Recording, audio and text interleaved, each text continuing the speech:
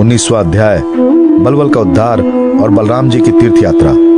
श्री सुखदेव जी कहते हैं, परीक्षित, पर्व का दिन आने पर बड़ा भयंकर अंधड़ चलने लगा, धूल की वर्षा होने लगी और चारों ओर से पीप की दुर्गंध आने लगी। इसके बाद यज्ञशाला में बलबल दानों ने मल मूत्र आदि अपवित्र वस्तुओं की वर्षा की। तदनंतर हाथ में त्रिशूल लिए वो स्वयं दिखाई पड़ा। उसका डिलडौल बहुत बड़ा था, ऐसा जान पड़ता मानो ढेर का ढेर कालिख इकट्ठा कर दिया गया हो। उसकी चोटी और दाढ़ी मूछें तपे हुए तांबे के समान लाल लाल थी। बड़ी बड़ी दाढ़ों और भवों के कारण उसका मुंह बड़ा भयावान लगता था। उसे देखकर भगवान बलराम जी ने शत्रु सेना की कुंदी करने वाले मूसल और दैत्यों को चीर फाड़ डालने वाला हल्का स्मरण किया। उनके स्मरण करते ही वे दोनों शस्त्र तुरंत वहां आ पहुंचे। बलराम जी ने आकाश में विचरने वाले बलवल दैत्य को अपने हल के अगले भाग से खींचकर उस ब्रह्मद्रोही के सिर पर बड़े क्रोध से एक मूसल कसकर जमाया, जिससे उसका ललाट फट गया और वो खून उगलने लगा तथा आर स्वर से चिल्लाता हुआ धरती पर गिर पड़ा। ठीक वैसे ही जैसे वज्र की चोट खाकर गेरू आदि से लाल हुआ कोई पहाड़ गिर पड़ा हो। नैमिषारण्य वासी महाभगवान मुनियों ने बलराम जी की स्तुति की, उन्हें कभी ना व्यर्थ होने वाले आशीर्वाद दिए और जैसे देवता लोग देवराज इंद्र का अभिषेक करते हैं वैसे ही उनका अभिषेक किया। इसके बाद ऋषियों ने बलराम जी को दिव्य वस्त्र और दिव्य आभूषण दिए तथा एक ऐसी वैजंती माला भी दी जो सौंदर्य का आश्रय एवं कभी न मुरझाने वाले कमल के पुष्पों से युक्त है। तदनंतर नैमिषारण्य वासी ऋषियों से विदा होकर उनकी आज्ञा अनुसार बलराम जी ब्राह्मणों के साथ कौशिकी नदी के तट पर आए। वहां स्नान करके वे उस सरोवर पर गए जहां से सरयू नदी निकलती है। वहां से सरयू के किनारे किनारे चलने लगे, फिर उसे छोड़कर प्रयाग आए और वहां स्नान तथा देवता, ऋषि एवं पितरों का तर्पण करके वहां से पुलहाश्रम गए। वहां से गंडकी, गोमती तथा विपाशा नदियों में स्नान करके वे सोन नद के तट पर गए और वहां स्नान किया। इसके बाद गया में जाकर पितरों का वसुदेव के आज्ञा अनुसार पूजन यजन किया। फिर गंगा सागर संगम पर गए, वहां भी स्नान आदि तीर्थ कृत्यों से निवृत्त होकर महेंद्र पर्वत पर गए। वहां परशुराम जी का दर्शन एवं अभिवादन किया। तदनंतर सप्त गोदावरी, वेणा, पंपा और भीमरथी आदि में स्नान करते हुए स्वामी कार्तिका का दर्शन करने गए तथा वहां से महादेव जी के निवास स्थान श्री शैलेश पर पहुंचे। इसके बाद भगवान बलराम ने द्रविड़ देश के परम पुण्यमय स्थान वेंकटाचल बालाजी का दर्शन किया और वहां से वह कामाक्षी, शिवकांची, विष्णुकांची होते हुए तथा श्रेष्ठ नदी कावरी में स्नान करते हुए पुण्य में श्रीरंग क्षेत्र में पहुंचे। श्रीरंग क्षेत्र में भगवान विष्णु सदा विराजमान रहते हैं। वहां से उन्होंने विष्णु भगवान के क्षेत्र ऋषभ पर्वत, दक्षिण मथुरा तथा बड़े बड़े महापापों को नष्ट करने वाले सेतु बंध की यात्रा की। वहां बलराम जी ने ब्राह्मणों को 10,000 गौवें दान की। फिर वहां से कृतमाला एवं ताम्रपर्णी नदियों में स्नान करते हुए वे मलय पर्वत पर गए। वो पर्वत 7 कुल पर्वतों में से एक है। वहां पर विराजमान अगस्त मुनि को उन्होंने नमस्कार एवं अभिवादन किया। अगस्त जी से आशीर्वाद एवं अनुमति प्राप्त करके बलराम जी ने दक्षिण समुद्र की यात्रा की। वहां उन्होंने दुर्गा देवी का कन्याकुमारी के रूप में दर्शन किया। इसके बाद वो फाल्गुन तीर्थ अनंत शयन क्षेत्र में गए और वहां के सर्वश्रेष्ठ पंचापसरस तीर्थ में स्नान किया। उस तीर्थ में सर्वदा विष्णु भगवान का सानिध्य रहता है। वहां बलराम जी ने 10,000 गौवें दान की। अब भगवान बलराम वहां से चलकर केरल और त्रिगर्त देशों में होकर भगवान शंकर के क्षेत्र गोकर्ण तीर्थ में आए। वहां सदा सर्वदा भगवान शंकर विराजमान रहते हैं। वहां से जल से घिरे द्वीप में निवास करने वाली आर्या देवी का दर्शन करने गए और फिर उस द्वीप से चलकर शूरपारक क्षेत्र की यात्रा की। इसके बाद तापी, पयोष्णी और निर्वंध्या नदियों में स्नान करके वे दंडकारण्य में आए। वहां होकर वे नर्मदा जी के तट पर गए। परीक्षित, इस पवित्र नदी के तट पर ही माहिष्मती पुरी है। वहां मनु तीर्थ में स्नान करके वे फिर प्रभाग क्षेत्र में चले आए। वहीं उन्होंने ब्राह्मणों से सुना कि कौरव और पांडवों के युद्ध में अधिकांश क्षत्रियों का संहार हो गया है। उन्होंने ऐसा अनुभव किया कि अब पृथ्वी का बहुत सा भार उतर गया है। जिस दिन रणभूमि में भीमसेन और दुर्योधन गदा युद्ध कर रहे थे, उसी दिन बलराम जी उन्हें रोकने के लिए कुरुक्षेत्र आ पहुंचे। महाराज युधिष्ठिर, नकुल, सहदेव, भगवान श्री कृष्ण और अर्जुन ने बलराम जी को देखकर प्रणाम किया तथा चुप हो रहे हैं। वे डरते हुए मन ही मन सोचने लगे कि ये ना जाने क्या कहने के लिए यहाँ पधारे हैं। उस समय भीमसेन और दुर्योधन दोनों ही हाथ में गदा लेकर एक दूसरे को जीतने के लिए क्रोध से भरकर भांति भांति के पैतरे बदल रहे थे। उन्हें देखकर बलराम जी ने कहा, राजा दुर्योधन और भीमसेन, तुम दोनों वीर हो, तुम दोनों में बल पौरुष भी समान है। मैं ऐसा समझता हूँ कि भीमसेन में बल अधिक है और दुर्योधन ने गदा युद्ध में शिक्षा अधिक पाई है। इसलिए तुम लोगों जैसे समान बलशालियों में किसी एक की जय या पराजय नहीं होती दिखती। अतः तुम लोग व्यर्थ का युद्ध मत करो, अब इसे बंद कर दो। परीक्षित, बलराम जी की बात दोनों के लिए हितकर थी, परंतु उन दोनों का बैर भाव इतना दृढ़ मूल हो गया था कि उन्होंने बलराम जी की बात ना मानी। वे एक दूसरे की कटुवाणी और दुर्व्यवहारों का स्मरण करके उन्मत्त से हो रहे थे। भगवान बलराम जी ने निश्चय किया कि इनका प्रारब्ध ऐसा ही है, इसलिए उनके संबंध में विशेष आग्रह न करके वे द्वारका लौट आए। द्वारका में उग्रसेन आदि गुरुजनों तथा अन्य संबंधियों ने बड़े प्रेम से आगे आकर उनका स्वागत किया। वहां से बलराम जी फिर नैमिषारण्य क्षेत्र में गए। वहां ऋषियों ने विरोध भाव से युद्धादि से निर्वृत्त बलराम जी के द्वारा बड़े प्रेम से सब प्रकार के यज्ञ कराए। परीक्षित, सच पूछो तो जितने भी यज्ञ हैं वे बलराम जी के अंग ही हैं, इसलिए उनका ये यज्ञानुष्ठान लोक संग्रह के लिए ही था। सर्वसमर्थ भगवान बलराम ने उन ऋषियों को विशुद्ध तत्व ज्ञान का उपदेश किया, जिससे वे लोग इस संपूर्ण विश्व को अपने आप में और अपने आप को सारे विश्व में अनुभव करने लगे। इसके बाद बलराम जी ने अपनी पति रेवती के साथ यज्ञांत स्नान किया और सुंदर सुंदर वस्त्र तथा आभूषण पहनकर अपने भाई बंधु तथा स्वजन संबंधियों के साथ इस प्रकार शोभायमान हुए जैसे अपनी चंद्रिका एवं नक्षत्रों के साथ चंद्रदेव होते हैं। परीक्षित, भगवान बलराम स्वयं अनंत है, उनका स्वरूप मन और वाणी के परे है। उन्होंने लीला के लिए ही ये मनुष्यों का शरीर ग्रहण किया है। उन बलशाली बलराम जी के ऐसे ऐसे चरित्रों की गिनती भी नहीं की जा सकती। जो पुरुष अनंत सर्वव्यापक अद्भुत कर्मा भगवान बलराम जी के चरित्रों का सायं प्रातः स्मरण करता है, वह भगवान का अत्यंत प्रिय हो जाता है। श्री कृष्ण के द्वारा सुदामा जी का स्वागत। राजा परीक्षित ने पूछा, भगवान, प्रेम और मुक्ति के दाता पर ब्रह्म परमात्मा भगवान श्री कृष्ण की शक्ति अनंत है, इसलिए उनके माधुर्य और ऐश्वर्य से भरी लीलाएं भी अनंत है। अब हम उनकी दूसरी लीलाएं, जिनका वर्णन आपने अब तक नहीं किया है, सुनना चाहते हैं। ब्रह्मन, ये जीव विषय सुख को खोजते खोजते अत्यंत दुखी हो गया है। वे बाण की तरह इसके चित्त में चुभते रहते हैं। ऐसी स्थिति में ऐसा कौन सा रसिक, रस का विशेषज्ञ पुरुष होगा जो बार बार पवित्र कीर्ति भगवान श्री कृष्ण की मंगलमय लीलाओं का श्रवण करके भी उनसे विमुख होना चाहेगा। जो वाणी भगवान के गुणों का गान करती है वो सच्ची वाणी है।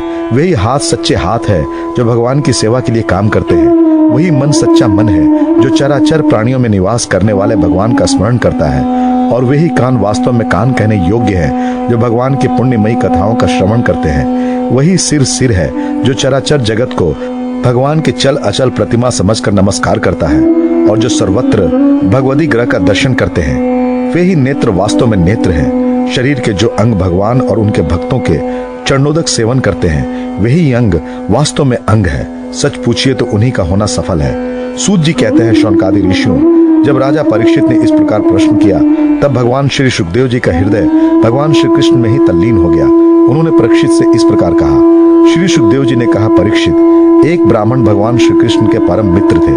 वे बड़े ब्रह्म ज्ञानी, विषयों से विरक्त, शांत चित्त और जितेंद्रिय थे। वे गृहस्थ होने पर भी किसी प्रकार का संग्रह परिग्रह न रखकर प्रारब्ध के अनुसार जो कुछ मिल जाता उसी में संतुष्ट रहते थे। उनके वस्त्र तो फटे पुराने थे ही, उनकी पत्नी के भी वैसे ही थे। वे भी अपने पति के समान ही भूख से दुबली हो रही थी। एक दिन दरिद्रता के प्रतिमूर्ति दुखनी पतिव्रता भूख के मारे कांपती हुई अपने पतिदेव के पास गई और मुरझाए हुए मुंह से बोली, भगवान, साक्षात लक्ष्मीपति भगवान श्री कृष्ण आपके सखा है। वे भक्त वांछल कल्पतरु, शरणागत वत्सल और ब्राह्मणों के परम भक्त है। परम भाग्यवान आर्य पुत्र, वे साधु संतों के, सत्पुरुषों के एकमात्र आश्रय है। आप उनके पास जाइए। जब वे जानेंगे कि आप कुटुंबी है और अन्य के बिना दुखी हो रहे हैं, तो वे आपको बहुत सा धन देंगे। आजकल वे भोज, वृष्ण और अंधक वंशी यादवों के स्वामी के रूप में द्वारका में ही निवास कर रहे हैं और इतने उदार हैं कि जो उनके चरण कमलों का स्मरण करते हैं, उन प्रेमी भक्तों को वे अपने आप तक का दान कर डालते हैं।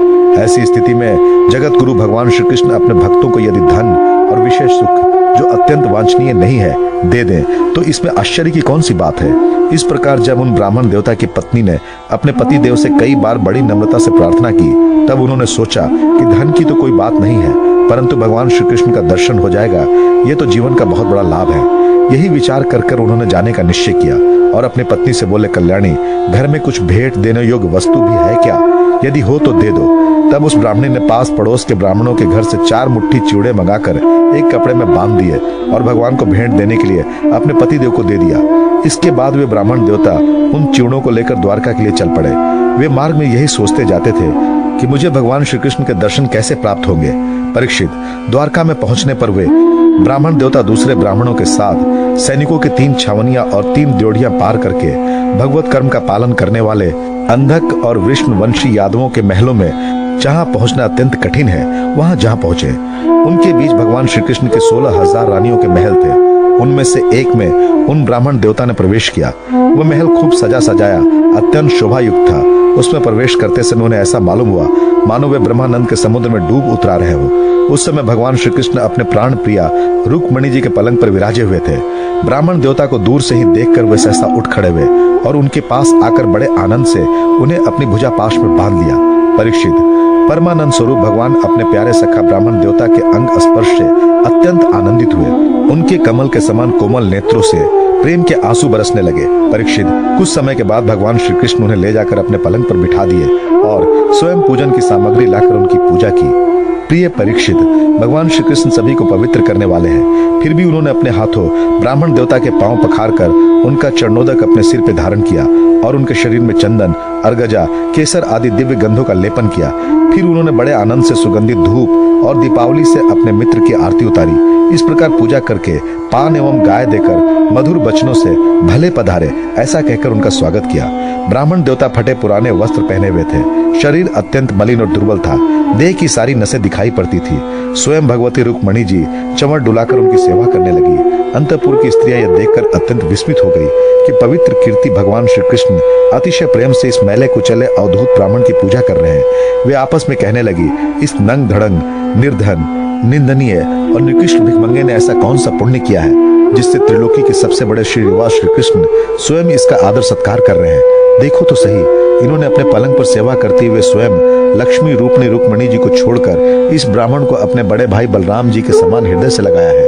प्रिय परीक्षित, भगवान श्री कृष्ण और वे ब्राह्मण दोनों एक दूसरे का हाथ पकड़कर अपने पूर्व जीवन की उन आनंददायक घटनाओं का स्मरण करने और वर्णन करने लगे जो गुरुकुल में रहते समय घटित हुई थी। भगवान श्री कृष्ण ने कहा, धर्म के मर्मज्ञ ब्राह्मण देव, गुरु दक्षिणा देकर जब आप गुरुकुल से लौट आए तब आपने अपने अनुरूप स्त्री से विवाह किया या नहीं? मैं जानता हूँ कि आपका चित्त गृहस्थी में रहने पर भी प्रायः विषय भोगों से आसक्त नहीं है।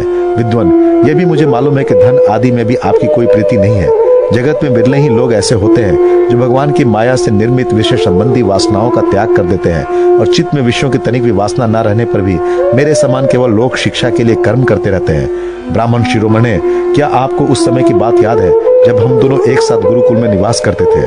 सचमुच गुरुकुल में ही द्विजातियों का अपने ज्ञातव्य वस्तु का ज्ञान होता है जिसके द्वारा वे अपने अज्ञान अंधकार से पार हो जाते हैं। मित्र, इस संसार में शरीर का कारण जन्मदाता पिता प्रथम गुरु है। इसके बाद उपनयन संस्कार करके सत्कर्मों की शिक्षा देने वाले दूसरा गुरु है, वो मेरे ही समान पूज्य है। तदनंतर ज्ञानोपदेश करके परमात्मा को प्राप्त कराने वाला गुरु तो मेरा स्वरूप ही है।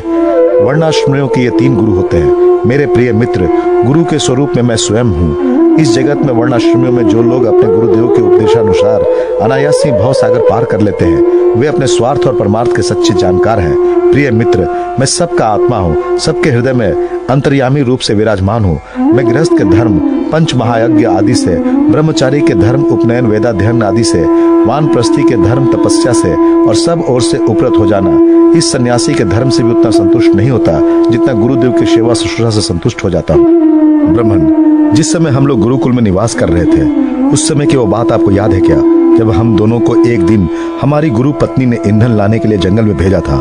उस समय हम लोग एक घोर जंगल में गए हुए थे और बिना ऋतु के ही बड़ा भयंकर आंधी पानी आ गया था। आकाश में बिजली कड़कने लगी थी। तब तक सूर्यास्त हो गया। चारों ओर अंधेरा ही अंधेरा फैल गया। धरती पर इस प्रकार पानी ही पानी हो गया कि कहाँ गड्ढा है कहाँ किनारा, इसका पता ही नहीं चलता था। वो वर्षा क्या थी, एक छोटा मोटा प्रलय ही था। आंधी के झटकों और वर्षा के बौछारों से हम लोग को बड़ी पीड़ा हुई। दिशा का ज्ञान न रहा। हम लोग अत्यंत आतुर हो गए और एक दूसरे का हाथ पकड़कर जंगल में इधर उधर भटकने लगे। जब हमारे गुरुदेव संदीपनी मुनि को इस बात का पता चला तब वे सूर्योदय होने पर अपने शिष्य हम लोगों को ढूंढते हुए जंगल में पहुंचे और उन्होंने देखा कि हम अत्यंत आतुर हो रहे हैं। वे कहने लगे, आश्चर्य है पुत्रों, तुम लोगों ने हमारे लिए अत्यंत कष्ट उठाया। सभी प्राणियों को अपना शरीर सबसे अधिक प्रिय होता है, परंतु तुम दोनों उसकी भी परवाह न करके हमारी सेवा में ही संलग्न रहे। गुरु के ऋणों से मुक्त होने के लिए सत शिष्यों का इतना ही कर्तव्य है कि वे विशुद्ध भाव से अपना सब कुछ और शरीर भी गुरुदेव की सेवा में समर्पित कर दें। द्विशिरोमणियों, मैं तुम लोगों से अत्यंत प्रसन्न हूँ। तुम्हारे सारे मनोरथ, सारी अभिलाषाएं पूर्ण हो। और तुम लोगों ने हमसे जो वेदाध्ययन किया है वो तुम्हें सर्वदा कंठस्थ रहे तथा इस लोक एवं परलोक में कहीं भी निष्फल ना हो। प्रिय मित्र, जिस समय हम लोग गुरुकुल में निवास कर रहे थे, हमारे जीवन में ऐसी ऐसी अनेकों घटनाएं घटित हुई थी। इसमें संदेह नहीं कि गुरुदेव की कृपा से मनुष्य शांति का अधिकारी होता और पूर्णता को प्राप्त करता है। ब्राह्मण देवता ने कहा, देवताओं के आराध्य देव जगत गुरु श्री कृष्ण, भला अब हमें क्या करना बाकी है, क्योंकि आपके साथ जो सत्य संकल्प परमात्मा है, हमें गुरुकुल में रहने का सौभाग्य प्राप्त हुआ था। प्रभु, छंदों में वेद, धर्म, अर्थ, काम, मोक्ष, चतुर्वेद पुरुषार्थ के मूल स्रोत है और वे है आपके शरीर। वही आप वेदाध्ययन के लिए गुरुकुल में निवास करें। ये मनुष्य लीला का सुदामा जी को ऐश्वर्य की प्राप्ति। श्री सुखदेव जी कहते हैं, प्रिय परीक्षित, भगवान श्री कृष्ण सबके मन की बात जानते हैं। वे ब्राह्मणों के परम भक्त, उनके कलेशों के नाशक तथा संतों के एकमात्र आश्रय हैं। वे पूर्वोक्त प्रकार से उन ब्राह्मण देवता के साथ बहुत देर तक बातचीत करते रहे। अब वे अपने प्यारे सखा उन ब्राह्मण से तनिक मुस्कुराकर विनोद करते हुए बोले। उस समय भगवान श्री कृष्ण उन ब्राह्मण देवता की ओर प्रेम भरी दृष्टि से देख रहे थे।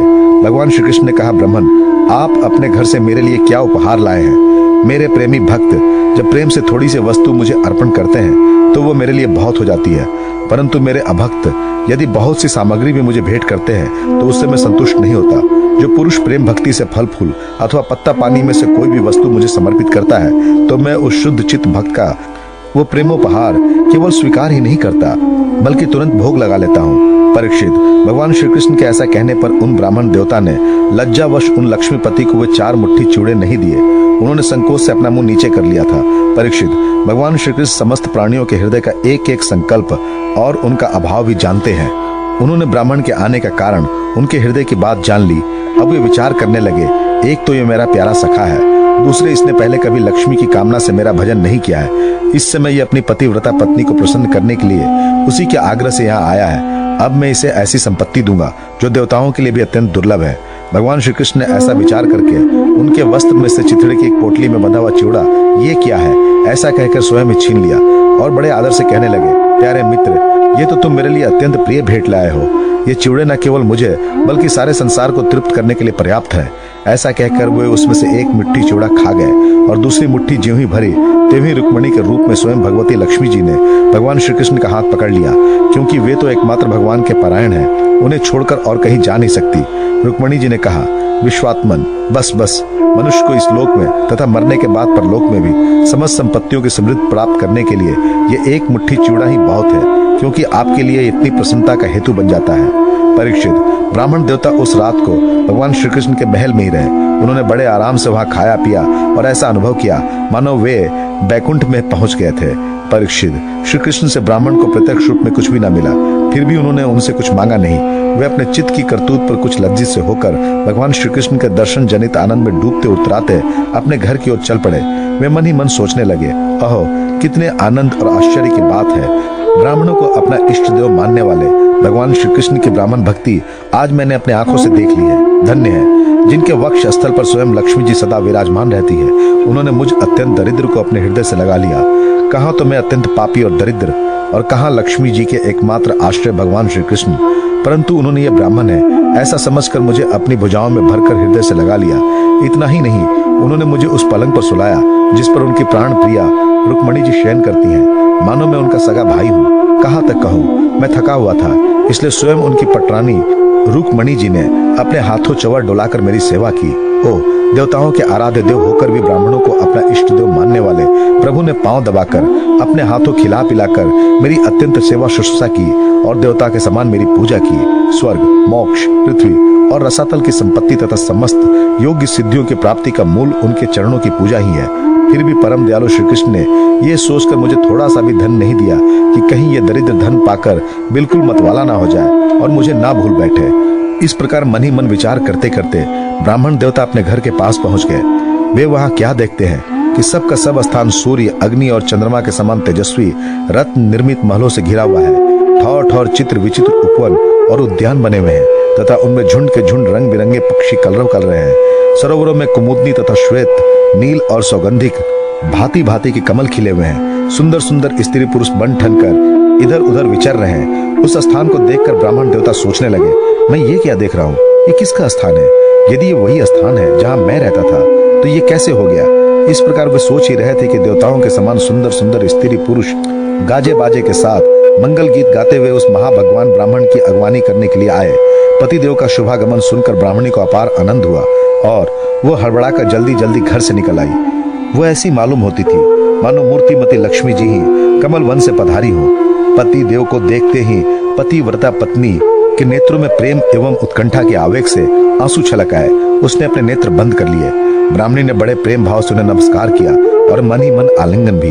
प्रिय परीक्षित, ब्राह्मण पत्नी सोने का हार पहनी हुई दासियों के बीच में विमान स्थित देवांगना के समान अत्यंत शोभायमान एवं देदीप्यमान हो रही थी। उसे इस रूप में देखकर वे विस्मित हो गए। उन्होंने अपनी पत्नी के साथ बड़े प्रेम से अपने महल में प्रवेश किया। उनका महल क्या था, मानो देवराज इंद्र का निवास स्थान। इसमें मणियों के सैकड़ों खंभे गड़े थे। हाथी के दांत के बने हुए सोने के पात से मढ़े हुए पलंगों पर दूध के फेन की तरह श्वेत और कोमल बिछौने बिछ रहे थे। बहुत से चौर वहां रखे हुए थे जिनमें सोने की डंडियां लगी हुई थी। सोने के सिंहासन शोभायमान हो रहे थे जिन पर बड़ी कोमल कोमल गद्दियां लगी हुई थी। ऐसे चंदोए भी झिलमिला रहे थे जिनमें मोतियों की लड़ियां लटक रही थी। स्फटिक मणि की स्वच्छ भीतों पर पन्ने की पिचकारी की हुई थी। रत्न निर्मित स्त्री मूर्तियों के हाथों में रत्नों के दीपक जगमगा रहे थे। इस प्रकार समस्त संपत्तियों की समृद्धि देखकर और उसका कोई प्रत्यक्ष कारण ना पाकर बड़ी गंभीरता से ब्राह्मण देवता विचार करने लगे कि मेरे पास इतनी संपत्ति कहां से आ गई। वे मन ही मन कहने लगे, मैं जन्म से ही भाग्यहीन और दरिद्र हूँ, फिर मेरी इस संपत्ति समृद्धि का कारण क्या है। अवश्य ही परम शैर्यशाली यदुवंशी शिरोमणि भगवान श्री कृष्ण की कृपा कटाक्ष के अतिरिक्त और कोई कारण नहीं हो सकता। ये सब कुछ उनकी करुणा की ही देन है। स्वयं भगवान श्री कृष्ण पूर्ण काम और लक्ष्मीपति होने के कारण अनंत भोग सामग्रियों से युक्त है। इसलिए ये याचक भक्त को उनके मन का भाव जानकर बहुत कुछ दे देते हैं, परंतु उसे समझते हैं बहुत थोड़ा, इसलिए सामने कुछ कहते नहीं। मेरे यदुवंश शिरोमणि सखा श्याम सुंदर सचमुच उस मेघ से भी बढ़कर उदार है, जो समुद्र को भर देने की शक्ति रखने पर भी किसान के सामने ना बरसकर उसके सो जाने पर रात में बरसता है और बहुत बरसने पर भी थोड़ा ही समझता है। मेरे प्यारे सखा श्री कृष्ण देते हैं बहुत पर उसे मानते हैं बहुत थोड़ा, और उनका प्रेमी भक्त यदि उनके लिए कुछ भी कर दे तो वे उसको बहुत मान लेते हैं। देखो तो सही, मैंने उन्हें केवल एक मुट्ठी चिवड़ा भेंट किया था, पर उदार शिरोमणि श्री कृष्ण ने उसे कितने प्रेम से स्वीकार किया।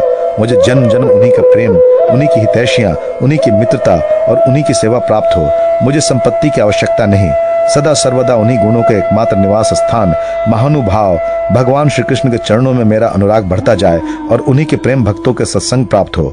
अजन्मा भगवान श्री कृष्ण संपत्ति आदि के दोष जानते हैं। वे देखते हैं कि बड़े बड़े धनियों का धन और ऐश्वर्य के मद से पतन हो जाता है, इसलिए वे अपने अदूरदर्शी भक्त को उसके मांगते रहने पर भी तरह तरह की संपत्ति, राज्य और ऐश्वर्य आदि नहीं देते। ये उनकी बड़ी कृपा है। परीक्षित, अपनी बुद्धि से इस प्रकार निश्चय करके वे ब्राह्मण देवता त्याग पूर्वक अनासक्त भाव से अपनी पत्नी के साथ भगवत प्रसाद स्वरूप विषयों का ग्रहण करने लगे और दिनों दिन उनकी प्रेम भक्ति बढ़ने लगी। प्रिय परीक्षित, देवताओं के भी आराध्य देव भक्त भयहारी यज्ञपति सर्वशक्तिमान भगवान स्वयं ब्राह्मणों को अपना प्रभु, अपना इष्ट देव मानते हैं। इसलिए ब्राह्मणों से बढ़कर और कोई भी प्राणी जगत में नहीं है। इस प्रकार भगवान श्री कृष्ण के प्यारे सखा उस ब्राह्मण ने देखा कि यद्यपि भगवान अजीत है, किसी के अधीन नहीं है, फिर भी वे अपने सेवकों के अधीन हो जाते हैं, उनसे पराजित हो जाते हैं। अब वे उन्हीं के ध्यान में तन्मय हो गए। ध्यान के आवेग से उनकी अविद्या की गांठ कट गई और उन्होंने थोड़े ही समय में भगवान का धाम, जो कि संतों का एकमात्र आश्रय है, प्राप्त किया। परीक्षित, ब्राह्मणों को अपना इष्ट देव मानने वाले भगवान श्री कृष्ण की इस ब्राह्मण भक्ति को जो भी सुनता है, उसे भगवान के चरणों में प्रेम भाव प्राप्त हो जाता है और वो कर्म बंधन से मुक्त हो जाता है।